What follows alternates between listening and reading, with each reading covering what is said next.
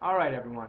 Uh, what we're going to focus on in today's screencast are the two aspects of Jackson's presidency that we did not get a chance to discuss in class. So we're going to look at nullification and the bank wars. And both of these incidents, along with Indian removal that we talked about in class, kind of highlight a few things about Jackson. So what you want to keep in mind, the same three questions that I kind of introduced to you guys in class, you want to keep in mind as we go through this screencast.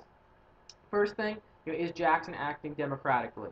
Um, how can he say that he's acting democratically? And kind of like, what's your opinion about it? Is he enhancing democracy by his actions, or is he actually prohibiting democracy by the way he's conducting himself and the way he's running his presidency?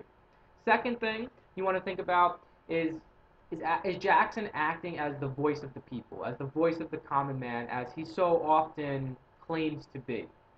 And that's a very important concept. If you get this through, these are the two big concepts that kind of run through Jackson's presidency: the increase in democracy and being the voice of the common man. And the last one I think is very important to put it in context of presidents before him and then presidents that follow Jackson. This argument of states' rights versus the power of the federal government is a very real argument in American history, especially in early American history. Still, it does kind of go into later American history as well, all the way into the 1950s and 1960s.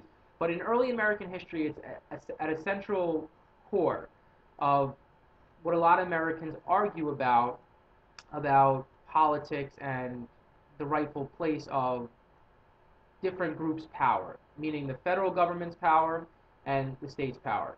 And so Jackson, at certain times, he seems like an advocate for states' rights, like we talked about today when um, he steps in to pass the Indian Removal Act.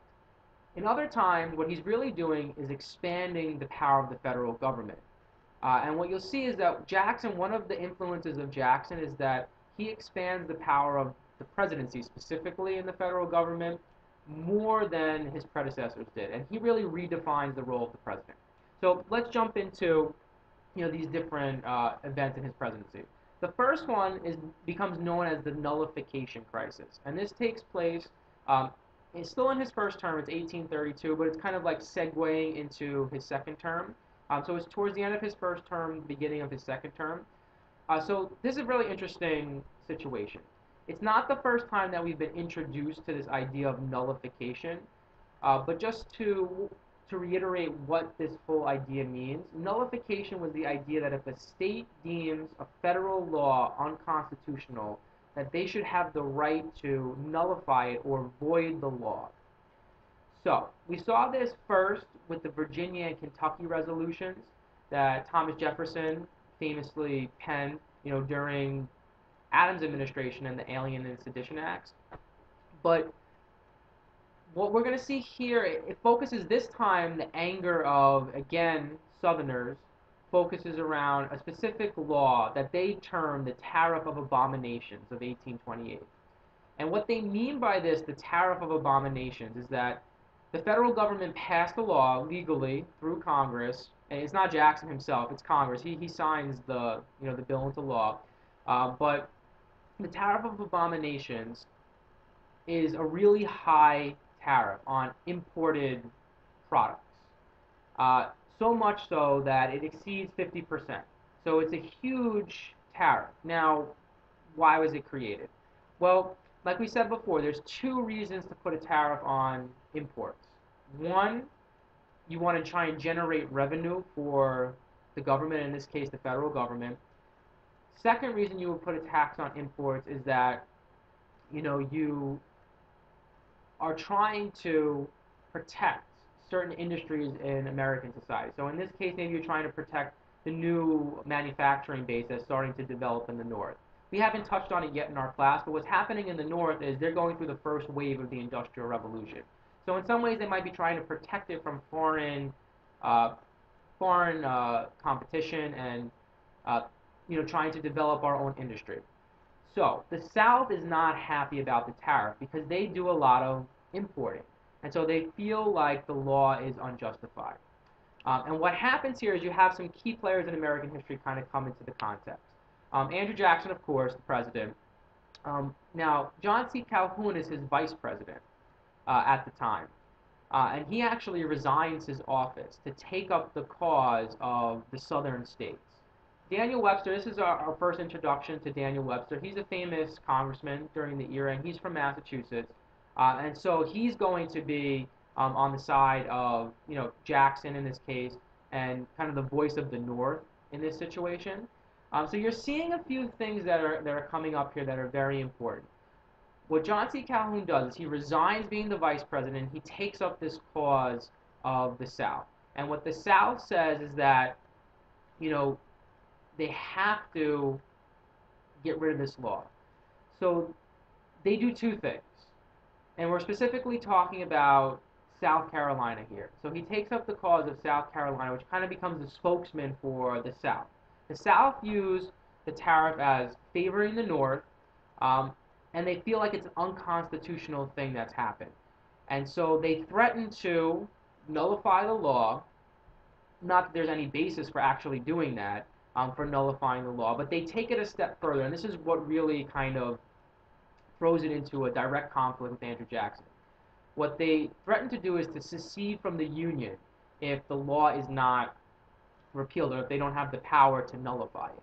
And so this puts Jackson in a kind of, again, a precarious situation. Jackson is a Southerner, a Westerner. His base is the Democrats, the Democratic Republicans from the South and the West. And so it kind of puts him into a direct confrontation with some of his constituents. And what you see Jackson do here is Jackson takes on, again, what he views as the role of the president, to enforce the laws and to be the spokesman of the whole nation, of the entire nation, not just a section of the country. So what he says is he threatens South Carolina with an act called the Force Bill. And he tells them that if they don't comply with the regulations of the tariff, he's going to bring the army in there. He's going to bring in the full force of the American military and force them to comply with this whole tariff. Now, what ends up happening is South Carolina and Calhoun back down. So Jackson kind of gets them to come in line. And so it actually enforces this whole idea of federal supremacy, forcing them that the federal law is above the state law, and there's no such thing as nullification. A state cannot nullify a federal law. Federal law is supreme over state laws. So that's an important idea that comes out of it. The second thing that's important to understand is that what you're seeing here is sectionalism again. You have North viewing a topic one way and the South viewing it another way. And when you kind of take it a step further, what a lot of people say at the time, Southerners and Northerners, more Northerners to criticize the South, and historians looking back, what they say is that the nullification crisis is not really about the tariff of 1828. What they say is that the nullification crisis is really about slavery. What Southerners were scared of and nervous of is that eventually the North is going to dominate the government. And we saw that with the Louisiana Purchase, that eventually, if you looked at the line, the Missouri Compromise line, there would be more northern states than southern states. And what they're scared of is that someday near in the future, the North is going to pass a law making slavery illegal. And what the southern states are trying to do is put forth a theory and kind of set a precedent. Like if Jackson allowed them to nullify the Tariff of Abominations, then if the North ever passed a law to make slavery illegal, then they could nullify that law as well.